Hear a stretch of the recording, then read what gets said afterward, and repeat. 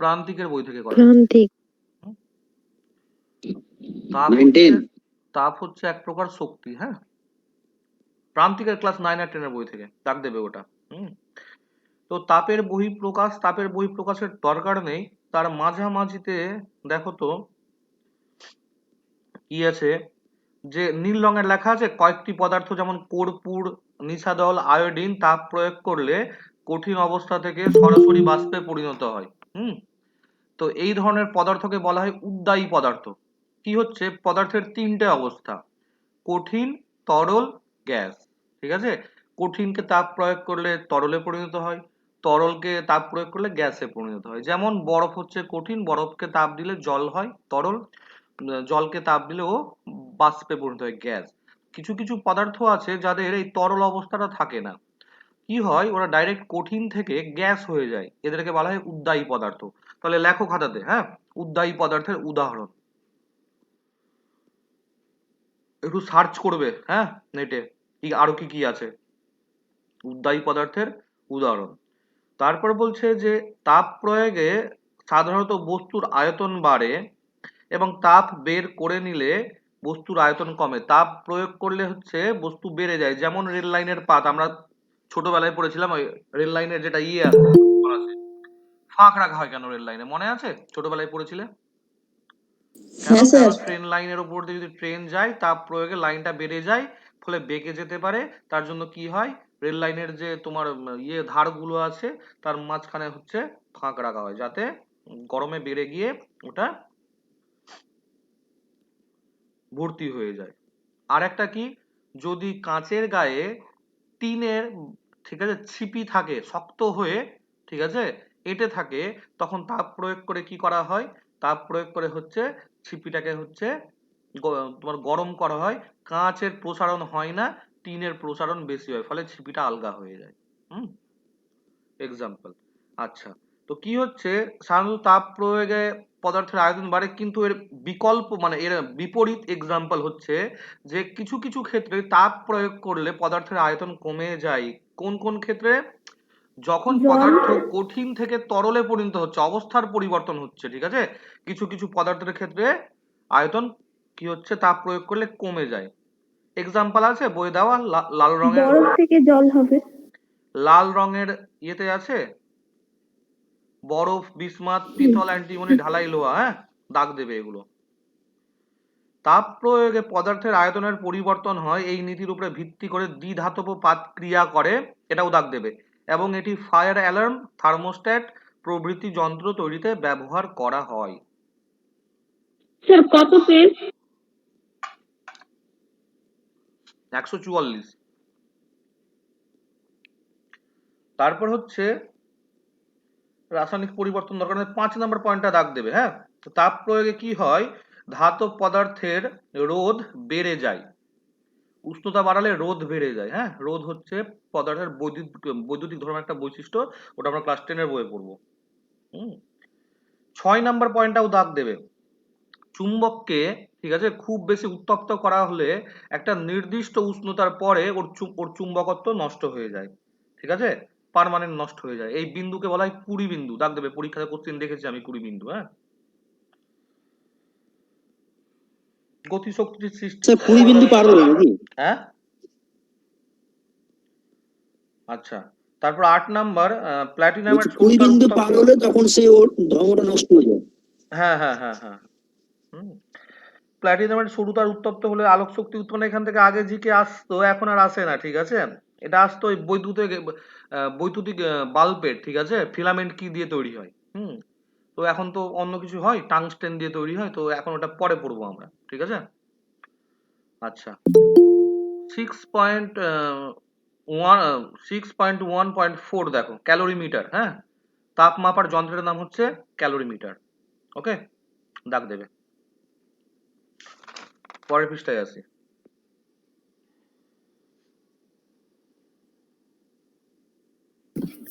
পরের পৃষ্ঠায় 146 নম্বরের কার্য ও তাপের তুল্যতা, ঠিক আছে, এটার 4 নাম্বার পয়েন্টটা দাগ দেবে। একটা গ্যাস যদি হঠাৎ করে প্রসারিত হয় তাহলে ওটা ঠান্ডা হয়ে যায়, দাগ দেবে ওটা। গ্যাস যদি হঠাৎ করে ওর আয়তন বেড়ে যায় তাহলে ও ঠান্ডা হয়ে যায়। তারপর আসছে লিন তাপ, হ্যাঁ, ডান দিকে নিচে। তাপগতিবিদ্যার প্রথম সূত্র পড়ার দরকার নেই, সূত্র তো আসে না পরীক্ষাতে। পদার্থের অবস্থার পরিবর্তন। আচ্ছা, পরের পৃষ্ঠায় 148 পৃষ্ঠা। লিন তাপ কাকে বলে? লিন তাপ হচ্ছে যে কি হয়, তাপ দুই রকমের, বোধগম্য তাপ আর লিন তাপ, ঠিক আছে? বোধগম্য তাপ কাকে আমরা বলি? আমরা হচ্ছে যে তাপ প্রয়োগ করলে হচ্ছে উষ্ণতা বাড়ে, ঠিক আছে? কোনো একটা বস্তুকে আমি তাপ প্রয়োগ করলাম, গরম করলাম, ওর তাপমাত্রা বেড়ে গেল, ঠিক আছে? উষ্ণতার তাপমাত্রা একই জিনিস। হুম, ওর তাপমাত্রা বেড়ে গেল, তাহলে হচ্ছে গিয়ে সেই তাপকে বলি আমরা বোধগম্য তাপ। কিন্তু কি হয় যখন পদার্থের অবস্থার পরিবর্তন হয়, মানে ধরে রাখো 0 ডিগ্রি সেন্টিগ্রেড উষ্ণতার বরফ আছে, সেখান থেকে 0 ডিগ্রি সেন্টিগ্রেড উষ্ণতার জল হবে, ঠিক আছে? তো কি হয়, মানে কঠিন থেকে তরলে করছি, তখন আমাদের একটা তাপ দিতে হয়, সেই তাপের ফলে কি হয়, সেই তাপ দেওয়ার ফলে না ওর উষ্ণতা বাড়ে না, ঠিক আছে? কি হয়, ওর অবস্থার পরিবর্তন হয়। তাহলে এই তাপকে বলা হয় লিন তাপ, ঠিক আছে? বরফ গলনের লিন তাপ দাগ দিয়ে দেবে পরীক্ষা, ওটা আসে না, তাও দাগ দিয়ে দেবে, ঠিক আছে? বরফ গলার লিন তাপ কত? 80 ক্যালোরি/গ্রাম।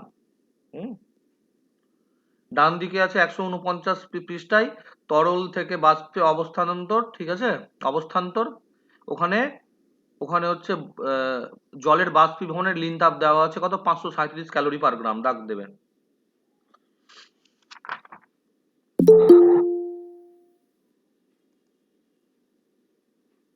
স্যার জলের বাষ্পীভবনের ক্ষেত্রে হুম, আর রূপার স্যার রূপার পরীক্ষাতে দেখিনি আমি গো, আসে না। হুম, লিন তাপ আসে না রূপার, দেখিনি আমি। ওকে, আচ্ছা, তারপরে 151 পৃষ্ঠায় হুম, শিশিরাঙ্ক, পরম আর্দ্রতা, আপেক্ষিক আর্দ্রতা, এগুলোর মধ্যে আপেক্ষিক আর্দ্রতাটা পড়বে, ঠিক আছে? ওটার কি, ওটার কোনো একক নেই। হুম, এককহীন রাশি। আচ্ছা, আপেক্ষিক আর্দ্রতা মাপা হয় যে যন্ত্রে, তার নাম হচ্ছে হাইগ্রোমিটার। হুম, হাইগ্রোমিটার বইয়ে নাই, একটু লিখে নাও। আচ্ছা, 6.5, 152 পৃষ্ঠা। স্যার আরেকবার বলবেন তো যেটা বললেন। হাইগ্রোমিটার, আর্দ্রতা মাপা হয় যে যন্ত্রের, তার নাম হচ্ছে হাইগ্রোমিটার। এবার আসছে আমরা জলের তাপ ও ব্যতিক্রান্ত উষ্ণতা প্রসারণ। স্কেলার রাশি, হ্যাঁ, কেউ কিছু বললে? তাপ ওবেদুল, ও উষ্ণতা স্কেলার রাশি, কি আরেকবার? এই যে তাপ ও উষ্ণতা স্কেলার রাশি। তাপ তো এক প্রকার শক্তি, শক্তি হচ্ছে স্কেলার রাশি, উষ্ণতাও স্কেলার রাশি, কোনো দিক নাই। হ্যাঁ, আচ্ছা, আমরা আসবো 152 পৃষ্ঠা। এখান থেকে, ঠিক আছে, কিছু একটু জিনিসটা বুঝতে হবে, কিছু কোশ্চিন আছে এখানটায়। হ্যাঁ, কি হচ্ছে যে জলের ব্যতিক্রান্ত প্রসারণ ব্যতিক্রমী, ঠিক আছে? কি হয় নর্মালি সাধারণত, ঠিক আছে, একটু বুঝে নাও ব্যাপারটা, তাহলে একটু প্যাড লাগা।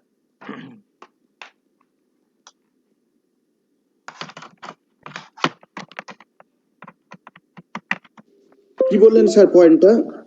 জলের ব্যতিক্রান্ত প্রসারণ। হুম, একটু ওয়েট করো।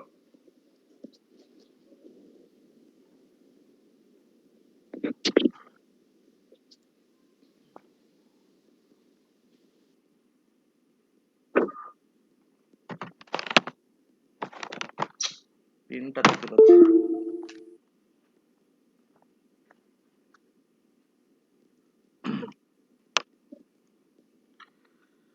কি হচ্ছে, ধরো ধরো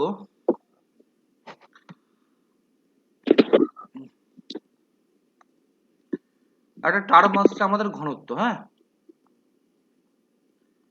ঘনত্ব, ঘনত্বের সংজ্ঞা হচ্ছে একক আয়তনের ভরকে ঘনত্ব বলে।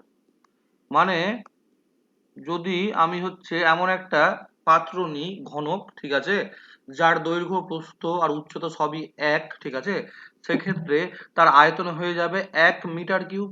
1 মিটার নিলে, হুম, এটা হচ্ছে একক আয়তন। তো আমি ধরে রাখো হচ্ছে কিছু পরিমাণ জল নিলাম, সেই জলের আয়তন আমি মাপলাম, ঠিক আছে, হয়তো হলো 15, ঠিক আছে, 15 মিটার কিউব। তার ভর আমি দেখলাম হয়তো 30 কেজি, ঠিক আছে। তাহলে 1 মিটার কিউবের কত হবে? 30/15 কেজি। তাহলে 1 মিটার কিউবের যে এটা হলো তোমার কি বলে ভরটা হলো, তাকে আমরা বলছি হচ্ছে ঘনত্ব। এবার 15 জায়গায় যদি হচ্ছে 20 হতো, তাহলে মান বাড়তো না কমতো? কমতো স্যার। হ্যাঁ, যখন লব স্থির আছে, ঠিক আছে, হর হচ্ছে বেড়ে যাচ্ছে, তখন ভগ্নাংশের মান কমে যায়। অর্থাৎ 3/5 আর 3/7 আর 3/11 সব থেকে বড় হচ্ছে এটা, সব থেকে ছোট হচ্ছে এটা। বোঝা গেল তাহলে কি বললাম? তো কি হচ্ছে, জলের ব্যতিক্রান্ত প্রসারণের ক্ষেত্রে ঘনত্বের মানে পরীক্ষায় কোশ্চিন আসে ঘনত্ব দিয়ে, হ্যাঁ, ঘনত্ব দিয়ে। মানে সাধারণত আমরা এটা দেখা যায় যে আমরা হচ্ছে কোনো পদার্থের, ঠিক আছে, কোনো পদার্থের আয়তন তাপ প্রয়োগ করলে বেড়ে যায়। হুম, জলের ক্ষেত্রে এটা না অন্যরকম হয়। 0°C উষ্ণতা জলকে যদি আমরা তাপ প্রয়োগ করি, বাড়ার বদলে ওর আয়তন কমে। কত দূর পর্যন্ত? 4°C পর্যন্ত কমতে, মানে 4°C উষ্ণতায় জলের আয়তন সবচেয়ে কম হয়। তাহলে ঘনত্ব কি হবে, বেশি না কম? ঘনত্ব সবচেয়ে বেশি হয় স্যার 4°C একদম। উষ্ণতায়। কেন? আয়তন যেহেতু সব থেকে কম, কমে যাচ্ছে নিচের এটা হরটার মান, ঘনত্ব সবচেয়ে বেশি হয়ে যায়। এটা বলার এটাই উদ্দেশ্য, আয়তনের সাথে ঘনত্বকে গুলিয়ে ফেলবেন। হ্যাঁ, 4°C উষ্ণতায় জলের আয়তন থাকে সব থেকে কম, কিন্তু ঘনত্ব থাকে জলের ক্ষেত্রেই তাহলে ব্যস্তানুপাতিক সম্পর্ক ঘনত্ব আর ব্যস্তানুপাতিক আয়তন। নয়, ব্যতিক্রমী এটা, ঠিক আছে, আচ্ছা, ব্যতিক্রান্ত প্রসারণ জলের ক্ষেত্রে এটা দেখা যায়। হুম, এবার 4 থেকে যখন আবার বাড়াতে শুরু করলাম, তখন আবার আয়তন বাড়তে থাকে, তাহলে ঘনত্ব হচ্ছে কমতে থাকে। তাহলে 4°C উষ্ণতায় জলের যা আয়তন, ঠিক আছে, আমরা যদি বলি 6°C উষ্ণতায়, তাহলে আয়তন বেশি। আবার যদি বলি 2°C উষ্ণতায়, তাহলেও আয়তন বেশি। সব বেশি। থেকে কম হচ্ছে 4°C উষ্ণতায়। আর কি হয়, এই যেহেতু ঘনত্ব সব থেকে বেশি 4°C উষ্ণতায়, তার জন্য কি হয়, এই ভারী জলটা নিচে নেমে যায়, উপরে বরফ ভাসে। শীতের দেশে এটা হয়। হ্যাঁ, শীতের দেশে কি হয়, উপরে বরফ ভাসে আর নিচে হচ্ছে জল থাকে। এর ফলে কি হয়, নিচের জলটা গরম। হুম, তার জন্য কি হচ্ছে, এই জলজ প্রাণীরা, ঠিক আছে, এই গরমে তাপে বেঁচে থাকে, যেহেতু অপেক্ষাকৃত ভেতরের জলটা গরম থাকে, তার জন্য বেঁচে থাকে শীতের দেশের জলজ প্রাণীগুলো। বোঝা গেল? তাহলে এটা হচ্ছে তাপ থেকে আমরা এটুকু পড়লাম, আরো অনেক জিকে আছে, পরে পড়বো আমরা ওটা, হ্যাঁ, এক্সট্রা ভাবে পড়বো। আচ্ছা, নেক্সট আসছে আমাদের শব্দ। হুম,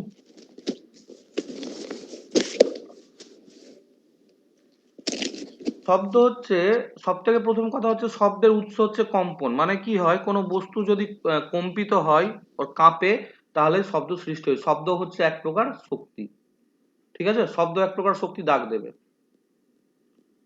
কত পেজে স্যার? নেক্সট চ্যাপ্টার গো, 154 পৃষ্ঠা।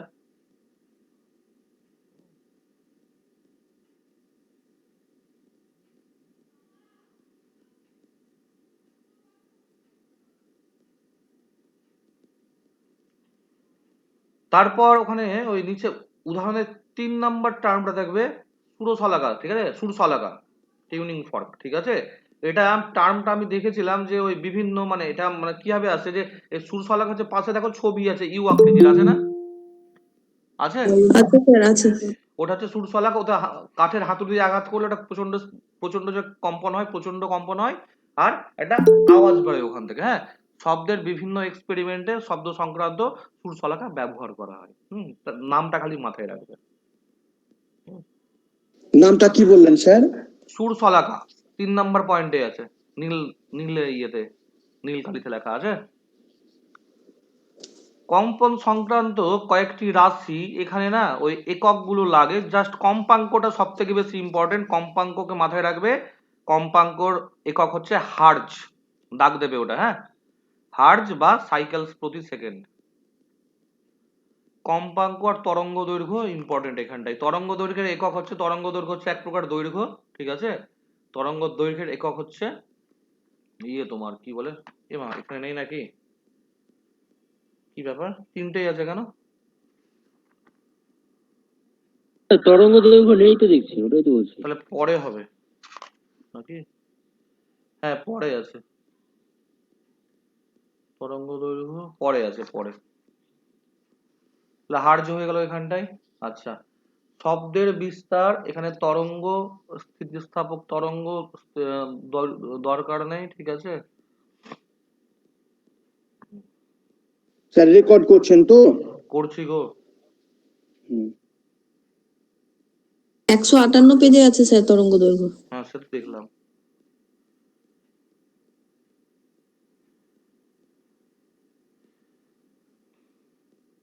আচ্ছা, তরঙ্গের দুটো ভাগ আছে, অনুদৈর্ঘ্য তরঙ্গ আর তির্যক তরঙ্গ, ঠিক আছে। স্থিতিস্থাপক তরঙ্গের দু রকমের দৈর্ঘ্য আছে, হ্যাঁ। আচ্ছা, তরঙ্গের এক্সাম্পল দেওয়া আছে নিচে, দেখো তো, তড়িৎ চুম্বকীয় তরঙ্গ আছে 156 পৃষ্ঠার নিচের দিকে। স্থিতিস্থাপক তরঙ্গটা কেমন? বলছি সব বলছি, ঠিক আছে। আচ্ছা, কি হচ্ছে শব্দের বিস্তার 156 পৃষ্ঠায়, হ্যাঁ। শব্দের বিস্তার কি হচ্ছে, শব্দ শূন্য মাধ্যমে চলাচল করতে পারে না, শব্দের জন্য হচ্ছে, ঠিক আছে, শব্দের জন্য হচ্ছে অতি অবশ্যই কোন না কোনো মাধ্যম দরকার, শূন্য মাধ্যমে চলতে পারে না। ওখানে নিচের দিকে দেখো তো, ওই তরঙ্গের উপরে জাস্ট লেখা আছে গোলাপি কালারে আর নীল কালারে, ওই দুটো দাগ দেবে। চাঁদে দুইজন মানুষ পরস্পরকে চিৎকার করে ডাকলেও কেউ কারো কথা শুনতে পায় না, যেহেতু চাঁদে বায়ু নেই তাই শব্দ বিস্তার লাভ করে না। সূর্যে অনবরত বিস্ফোরণের ফলে প্রচুর শক্তি নির্গত হচ্ছে, কিন্তু সূর্য পৃথিবীর মধ্যে বেশিরভাগ স্থানে শূন্য হওয়ায় সেই বিস্ফোরণের শব্দ আমরা শুনতে পাই না। বিস্ফোরণ হচ্ছে, আওয়াজও হচ্ছে, কিন্তু যেহেতু মানে সবটা হচ্ছে শূন্য স্থান, তার জন্য হচ্ছে, ঠিক আছে, তার জন্য শব্দ হচ্ছে হয় না, কি বলে হচ্ছে, চলাচল করতে পারে না। তার নিচে আছে তরঙ্গ, তড়িৎ চুম্বকীয় তরঙ্গ, দাগ দেবে ওটা। আচ্ছা, স্থিতিস্থাপক তরঙ্গ বলতে কি, স্কেলার রাশি না ভেক্টর রাশি? কি গো? শব্দ স্কেলার রাশি না ভেক্টর রাশি? শব্দ না রাশি নয়, শব্দকে আমরা মাপতে পারি না, প্রথম কথা হচ্ছে এটা, বুঝলে। শব্দ এক প্রকার শক্তি, ওটা তো প্রথম। শব্দের প্রাবল্যকে মাপতে পারি, হ্যাঁ, ঠিক আছে। এবার যদি বলো শব্দ এক প্রকার শক্তি, সেক্ষেত্রে এটা আমরা স্কেলার রাশি বলছি ঠিকই আছে, ডেসিবেলটা যে মাপা যায়, একটা ডেসিবেল, ওটা শব্দের প্রাবল্য মাপি, হ্যাঁ। প্রাবল্যটা হবে স্কেলার রাশি, দিক থাকে না ওটার কোনো।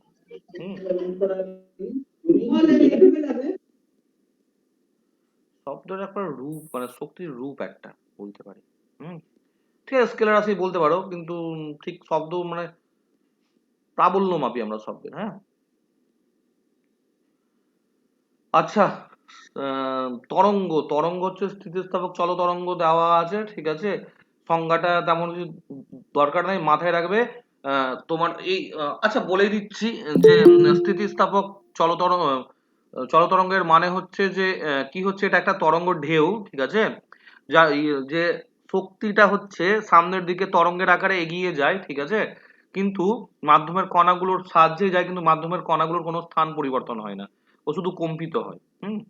ব্যাপারটা যদি বলতে চাই ভেঙে বোঝাবো, কিন্তু পরীক্ষায় লাগবে না, কিন্তু কি করব, আসবে না পরীক্ষাতে, মানে বিয়েটা, হ্যাঁ, হালকা করে বলে বাদ দিয়ে দেন। আমাদের যেটা আসবে অনুদৈর্ঘ্য তরঙ্গ আর তির্যক তরঙ্গের হচ্ছে উদাহরণ, ঠিক আছে।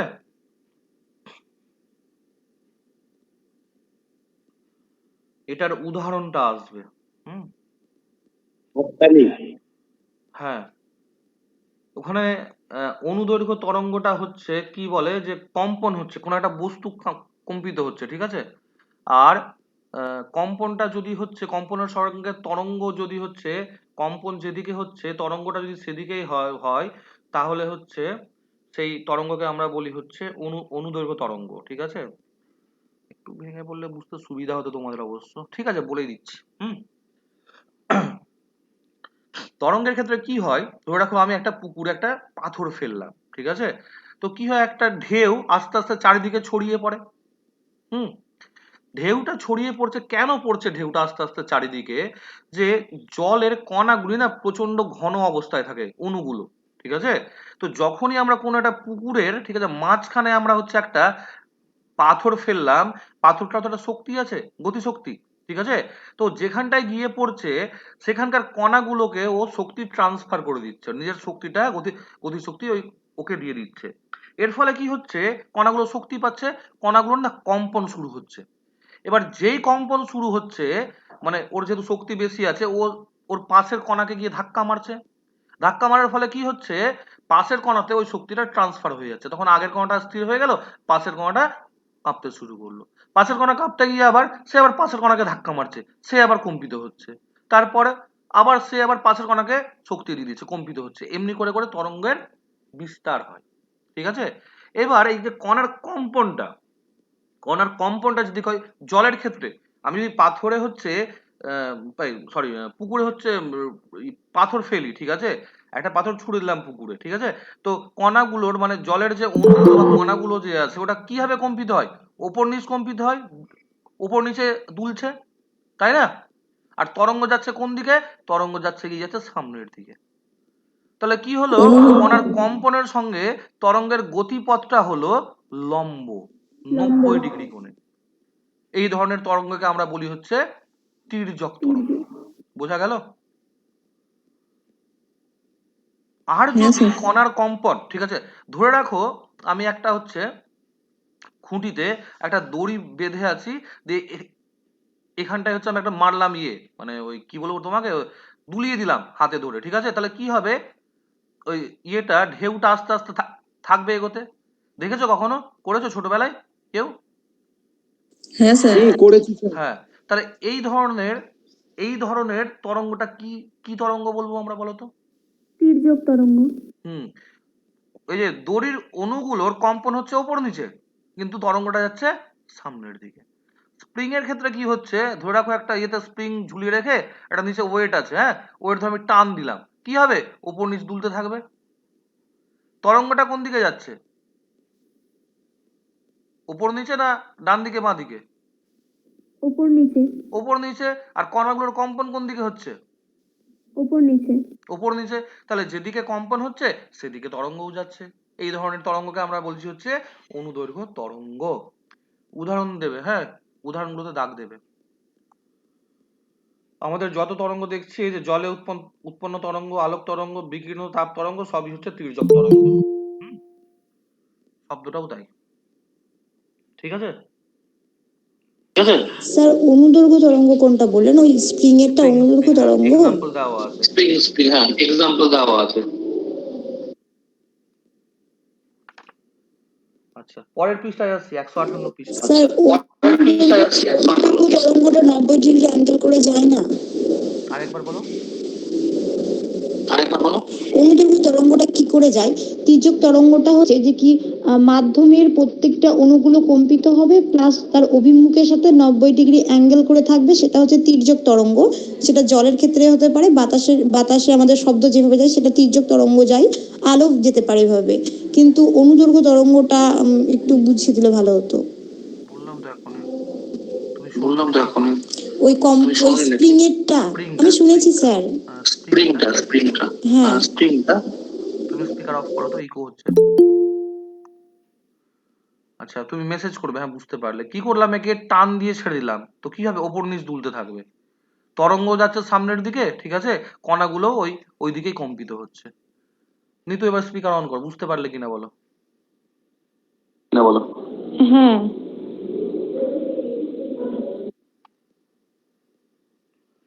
আচ্ছা, এখানে হচ্ছে তরঙ্গ দৈর্ঘ্য খুব ফ্যাক্টর একটা জিনিস, হ্যাঁ, তরঙ্গ দৈর্ঘ্য এককটা করে দেবে, ঠিক আছে, মিটার।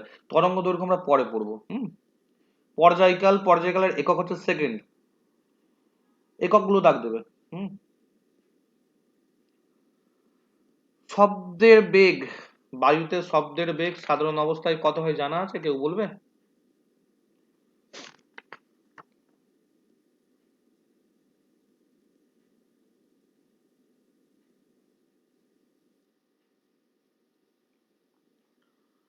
শব্দের বেগ হচ্ছে 332 মিটার পার সেকেন্ড। লিখে নাও এটা, হ্যাঁ? বায়ুতে শব্দের বেগ, কিসে স্যার? বায়ুতে শব্দের বেগ 332 মিটার পার সেকেন্ড।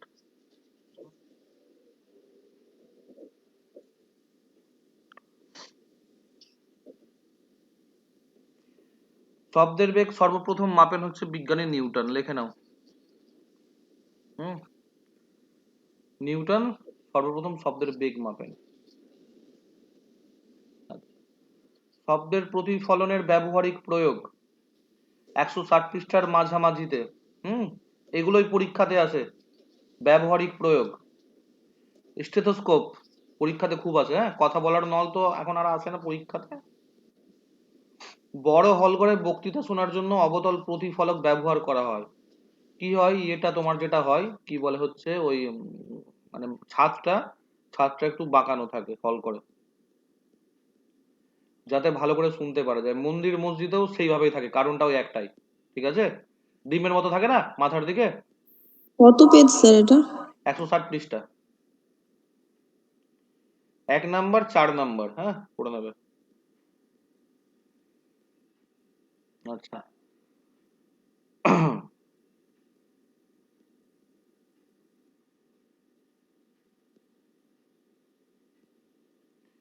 তারপর হচ্ছে ক্ষণস্থায়ী শব্দের শব্দ প্রতিফলন শুনতে হলে, ঠিক আছে, সর্বনিম্ন দূরত্ব হচ্ছে, ঠিক আছে, কত আছে দেখো তো,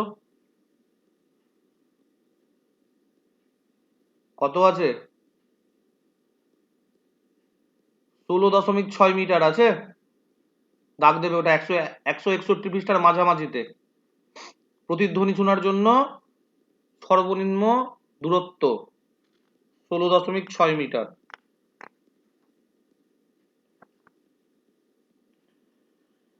এই যে পরের পৃষ্ঠাতে এখানে জিকেটা ভালো আছে, হ্যাঁ? শ্রুতিগোচর শব্দ, শ্রবণেতর শব্দ, শ্রবণোত্তর শব্দ, তিনটে দাগ দেবে, ঠিক আছে? এক্সাম্পল গুলো, প্রথম কথা হচ্ছে মাপ। শব্দের কম্পাঙ্ক 20 থেকে 20,000 হার্জের মধ্যে হলে তাকে আমরা বলি হচ্ছে শ্রুতিগোচর শব্দ। ইংলিশ টার্মটা পড়ে দেবে, অডিবল সাউন্ড। 20 থেকে 20,000 এর মধ্যে। 20 কম হলে শুনতে পাওয়া যায় না, আবার 20,000 বেশি হলেও শুনতে পাওয়া যায় না। 20 কম হলে হচ্ছে আমরা বলি শ্রবণেতর শব্দ। এখানে যেমন হচ্ছে ভূমিকম্পের শব্দ, হাতি, গন্ডার, তিমি দ্বারা উৎপন্ন শব্দ, এগুলো পরীক্ষাতে আসে না। শ্রবণোত্তর শব্দটা আসে, ইম্পর্টেন্ট, হ্যাঁ? কে শুনতে পাই? বাদুর, কুকুর, বিড়াল, বাঁদর, হরিণ, ডলফিন শুনতে পাই। আচ্ছা, তো শ্রবণোত্তর শব্দের হচ্ছে কি হয় বলে দিই, আল্ট্রাসনিক সাউন্ড, হ্যাঁ? বাদুর রাতের বেলা উড়ে, কি করে উড়ে জানা আছে? জানা তো থাকার কথা। বাদুর রাতের বেলা উড়তে পারে, কি করে পারে? সাউন্ড প্রয়োগের মাধ্যমে এক দেওয়াল থেকে আরেক দেওয়ালে যখন রিফ্লেক্ট হয়ে আসে তখন বুঝতে পারে। হ্যাঁ, ও কি করে? ও আল্ট্রাসাউন্ড বার করে, ঠিক প্রতিধ্বনি আছে? ও আল্ট্রাসাউন্ড, হ্যাঁ, বলো কি বললে বলো রোজালিনা। প্রতিধ্বনির সাহায্যে। প্রতিধ্বনির সাহায্যে কি হচ্ছে, ও আল্ট্রাসাউন্ড করে, ঠিক আছে, আওয়াজ, হ্যাঁ, করে। দিয়ে ওই ও হচ্ছে ওই ইয়েটা ওই শব্দটা কি বলে, সামনে যদি কোনো প্রতিফলক থাকে মানে বাধা থাকে, সেই বাধাতে ধাক্কা খেয়ে ও ফিরে আসে, ও শুনতে পায়, ফলে বুঝতে পারে যে সামনে কোনো বাধা আছে কিনা। এই আল্ট্রাসাউন্ড শুনতে পাই বলে হচ্ছে বাদুড় রাতের বেলা উঠতে পারে, ঠিক আছে? পরীক্ষাতে আসে খুব আসে এটা, হ্যাঁ? আচ্ছা, শ্রবণোত্তর শব্দের প্রয়োগ ভীষণ ভীষণ ইম্পর্টেন্ট পরীক্ষার জন্য, মানে এই যে বললাম সায়েন্স ইন ডেইলি লাইফ, ওকে? সমুদ্রের গভীরতা নির্ণয় করা হয়, এরোপ্লেনের উচ্চতা নির্ণয় করা হয়, আল্ট্রাসোনোগ্রাফিতে আল্ট্রাসাউন্ড স্ক্যানার করে হচ্ছে মানুষের ভেতরে থাকা শারীরিক যন্ত্রগুলোর অবস্থা বুঝতে পারা যায় আল্ট্রাসাউন্ড, ঠিক আছে? তাহলে আল্ট্রাসোনোগ্রাফিতে ইউএসজিতে কি করা হয়? শ্রবণোত্তর শব্দ ব্যবহার করা হয়। তারপর শ্রবণোত্তর শব্দ ব্যবহার করে পানীয় জল। হ্যাঁ, কি বললে সন্ধানী? বলছি যে এই শ্রবণোত্তর শব্দের প্রয়োগ ওগুলো শুধু মানে যেখানে যেখানে ইউজ হয় শুধু নামগুলো মনে রাখলেই হবে? একদম, এক্সাম্পলটা পরীক্ষাতে আসবে, সায়েন্স ইন ডেইলি লাইফ, ঠিক আছে? এটাই বেশি আসবে পরীক্ষাতে। এগুলো ক্রিম কোশ্চেন। মানে ডিটেইলসটা দরকার নেই, শুধু না না, নামগুলো। এক্সাম্পল গুলো, ঠিক আছে, কি কি বললাম? সমুদ্রের গভীরতা নির্ণয় করা হয়, এরোপ্লেনের উচ্চতা নির্ণয় করা হয়, ইউএসজি করা হয়, ইউএসডি। তারপর পানীয় জল, দুধে থাকা জীবাণু, ব্যাকটেরিয়াকে মেরে ফেলা হয়। তারপর বলছে বাদুড় আর তিমির গতিপথ নিয়ন্ত্রণ, ওটা পড়ে নেবে। সোনার ইম্পর্টেন্ট, ঠিক আছে, সোনার দিয়ে করা হয়। সোনার আর রাডার, রাডারটা পরীক্ষায় আসে না, সোনারটা পরীক্ষাতে আসে। রাডার দিয়ে কি করা হয় গো, কেউ বলবে?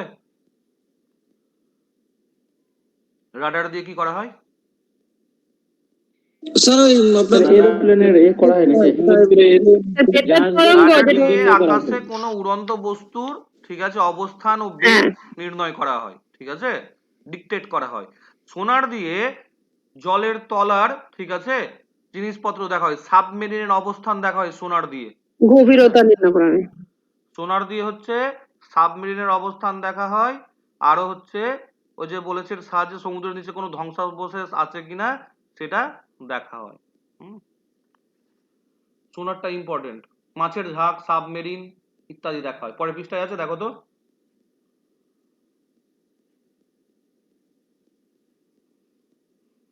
বই পড়াচ্ছেন স্যার? 164 পৃষ্ঠা, ভৌত বিজ্ঞান, স্যার কোনটা বই ফলো করছেন? প্রান্তিক। ও তারপর শব্দের বৈশিষ্ট্য। শব্দের বৈশিষ্ট্যতে তিনটে: প্রাবল্য, তীক্ষ্ণতা, গুণ বা জাতি। এর মধ্যে প্রাবল্য তীক্ষ্ণতাটাই বেশি আছে। প্রাবল্য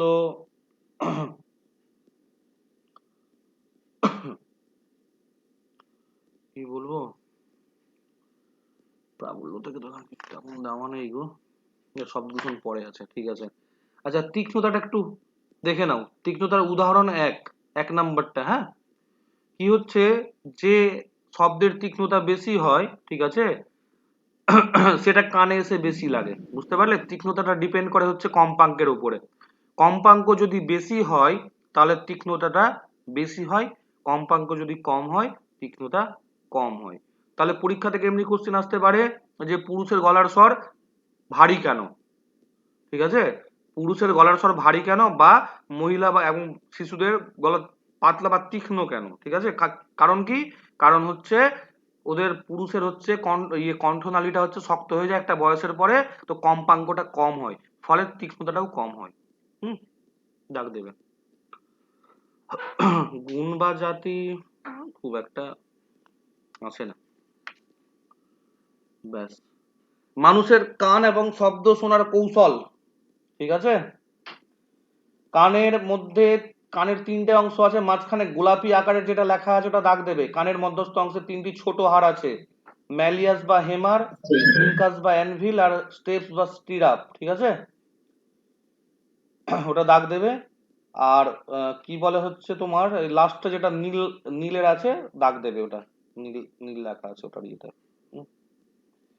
আচ্ছা, এখানে কি আছে, তার নিচে কানের বিভিন্ন অংশের মধ্যে শব্দের বিস্তার, ঠিক আছে, মাঝে আছে এই তরল নার্ভ সেলের মধ্যে তড়িৎ স্পন্দন সৃষ্টি করে, ঠিক আছে, আমরা যে শব্দ শুনতে পাই তড়িৎ স্পন্দন আকারে আমাদের ব্রেনে আসে, দাগ দেবে ওটা, হ্যাঁ, তড়িৎ স্পন্দন টার্মটা। আচ্ছা, শব্দ দূষণ। শব্দ দূষণের হচ্ছে মানে শব্দের প্রাবল্যের পরিমাপ হচ্ছে ডেসিবেল, দাগ দেবে, বেল, ডেসিবেল, এগুলো মানে দাগ দাগ তো দেওয়ার কিছু না, মানে ইউনিট দেওয়া না এখানটায়, ঠিক আছে। তো মাথায় রাখবে শব্দের, ঠিক আছে, শব্দের প্রাবল্যের হচ্ছে মানে কি বলবো, একক, হ্যাঁ, বেল, ডেসিবেল, এগুলো। হুম, ওই লিমিট গুলো দাগ দেবে। যেসব শব্দের তীব্রতা 65 ডেসিবেলের বেশি সেগুলো হচ্ছে শব্দ দূষণ ঘটায়, মানে আমাদের হচ্ছে সহ্য সীমা হচ্ছে 65 ডেসিবেল, ঠিক আছে। আর 120 ডেসিবেল হচ্ছে কানের জন্য প্রচন্ড ক্ষতিকারক। হুম, দাগ দেবে। আর এগুলো নাই মোটামুটি, তাহলে আমাদের শব্দ শেষ হয়ে গেল। হুম, একটু কি কার্তিক চন্দ্র মন্ডলের বই দেখিনি তো কি আছে,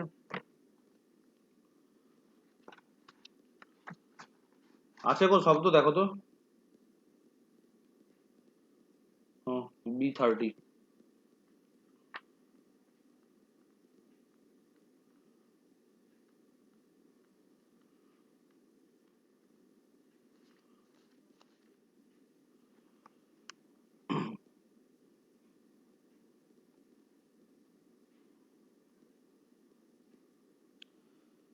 4 নাম্বার ডট যেটা আছে তড়িৎচুম্বকীয় তরঙ্গ, ঠিক আছে?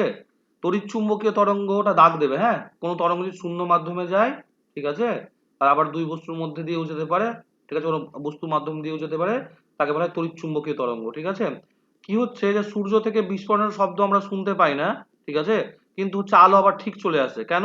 কেননা আলো হচ্ছে তড়িৎচুম্বকীয় তরঙ্গ, এর বিস্তৃতির জন্য কোনো মাধ্যমের প্রয়োজন হয় না, ঠিক আছে? আলোক হচ্ছে তড়িৎচুম্বকীয় তরঙ্গ, এর বিস্তৃতির জন্য কোনো মাধ্যমের প্রয়োজন হয় না, তার জন্য সূর্য থেকে আলো চলে আসে, ঠিক আছে? দাগ দেবে ওটা। স্যার এটা কত পেজে আছে? স্যার কোন বই থেকে বললেন কার্তিক এটা? চন্দ্র মন্ডলের B30 পেজ।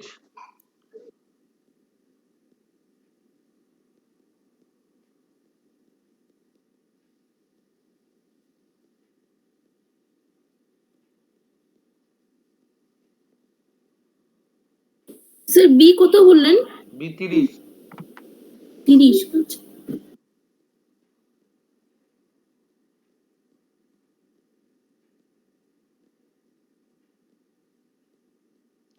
তারপর B31 এ আছে শব্দের প্রাবল্যের সাধারণ একক হচ্ছে ডেসিবেল, শব্দের প্রাবল্যের SI একক হলো ওয়াট পার মিটার, দাগ দেবে ওয়াট পার মিটার, হ্যাঁ?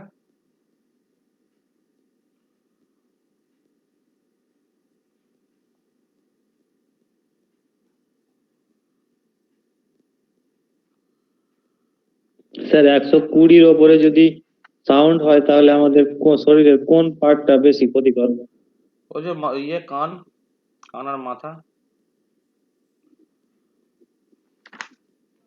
স্যার এক জায়গায় আছে নার্ভ। নার্ভ, হ্যাঁ নার্ভেরও ক্ষতি করবে।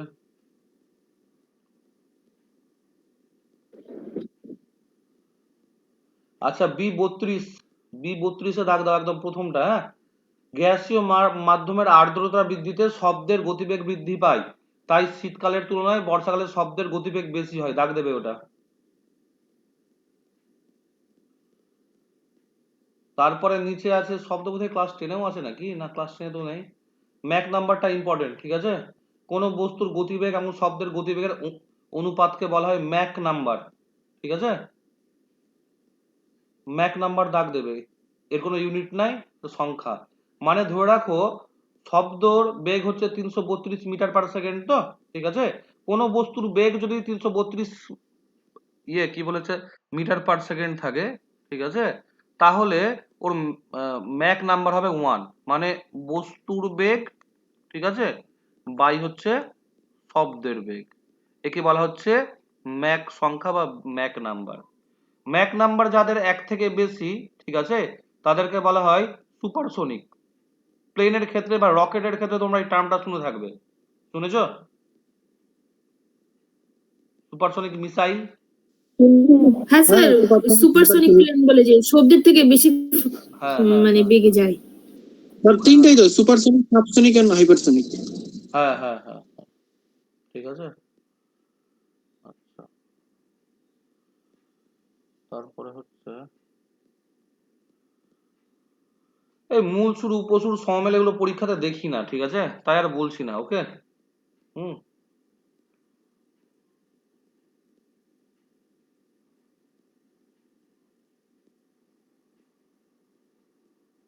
এখানে ডান দিকে তরঙ্গায়িত গতি আর শব্দতে B33-এ কিছু কিছু ইম্পর্টেন্ট জিকে আছে, ঠিক আছে? সেগুলো কিন্তু আবার আমরা ক্লাস 10-এ পাবো। হুম। তো ক্লাস 10-এই পড়ে নেবে নাকি, না এখন পড়বে? স্যার এটা বলে পেজ দিন। নম্বর কত?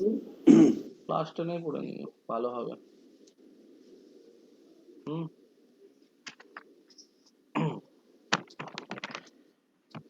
আচ্ছা, তোমরা এক্স রশ্মি কে আবিষ্কার করেছিলেন, ওই গামা রশ্মি কে আবিষ্কার করেছিলেন? হেনরি বেগাল মাদাম কুরি নয়, গামা রশ্মি কেন? এক্সওসি রন্টগেন।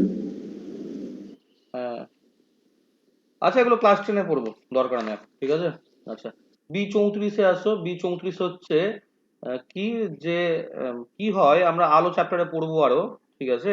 এই অবলোহিত বা ইনফ্রারেড রে, হ্যাঁ, পরে পড়বো আমরা, কিন্তু ওর ব্যবহারটা ওই বইয়ে নাই, ক্লাস 10-এ নাই, ঠিক আছে? তোমরা এগুলো দাগ দাও, হ্যাঁ, যেগুলো ব্যবহার করা হয়। কি কি? এই সেনাবাহিনী নাইট ভিশন গগলসে অবলোহিত রশ্মি ব্যবহার করে আছে, B34 ইনফ্রারেড আছে গো? হ্যাঁ স্যার আছে। B34 4 number dot, 4 number 5 number দাগ দেবে। টিভি রিমোটে কি ব্যবহার করা হয়? তার নিচে আছে মাইক্রোওয়েভ রাডারে, ঠিক আছে? কোনো কিছু গতি নির্ণয় করতে, রান্নার কাজে, খবর আদান প্রদানে ব্যবহার হয় মাইক্রোওয়েভ। মাইক্রোওয়েভ সোনারেও ব্যবহার করা হয়, হ্যাঁ, মাইক্রোওয়েভ রাডারে, সোনারে, রান্নার কাজে, খবর আদান প্রদানে। রেডিও ওয়েভটাও একটু দাগ দিয়ে দেবে, হ্যাঁ, রেডিও ওয়েভ টিভি, রেডিও প্রভৃতি ক্ষেত্রে ব্যবহার করা হয়। সমস্ত তড়িৎচুম্বকীয় তরঙ্গই আলোর বেগে চলাচল করে, দাগ দেবে ওটা। সমস্ত তড়িৎচুম্বকীয় তরঙ্গের মধ্যে রেডিও ওয়েভের তরঙ্গ দৈর্ঘ্য সবচেয়ে বেশি আর গামা রশ্মির তরঙ্গ দৈর্ঘ্য সবচেয়ে কম, দাগ দেবে।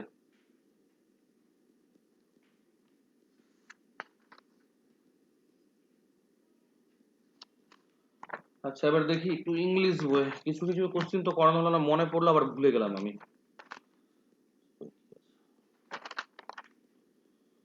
অসিলেশন না ওয়েভ,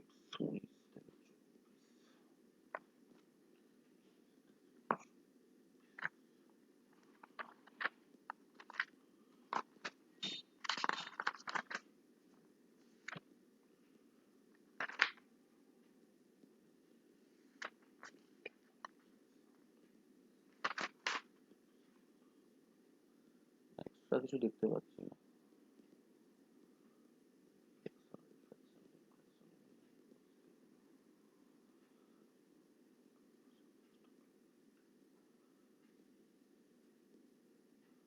ডপলার এফেক্ট 12 এ আছে, ওর পরে পড়বো। ঠিক আছে, আর কিছু এখন নেই। সাউন্ডে আমার কিছু কিছু জিকে মনে আসছিলাম, ভুলে গেলাম থামো তো।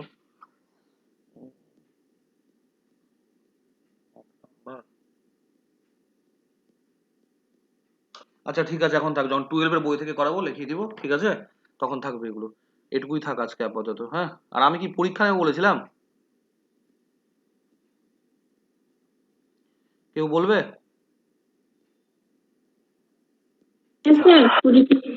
হ্যাঁ শিল্পী কি বললে? স্যার বলেছিলেন পরীক্ষা নেবেন, কিন্তু সামনে মঙ্গলবার ম্যাথসে ভালো হবে। স্যার পরীক্ষার টপিকটা দিয়ে দিবেন তাহলে ভালো হবে স্যার। আচ্ছা ঠিক আছে, তাহলে সামনের মঙ্গলবারে নিচ্ছি। তবে সামনের সব সামনের শনিবার কিন্তু ইয়ের পরীক্ষা নেবো, শনিবার বা রোববার অঙ্কের পরীক্ষা নেবো, হ্যাঁ ঠিক আছে। হ্যাঁ স্যার টপিকটা দিয়ে দিলে ভালো হবে কোনটা। স্যার আমি স্যার কোন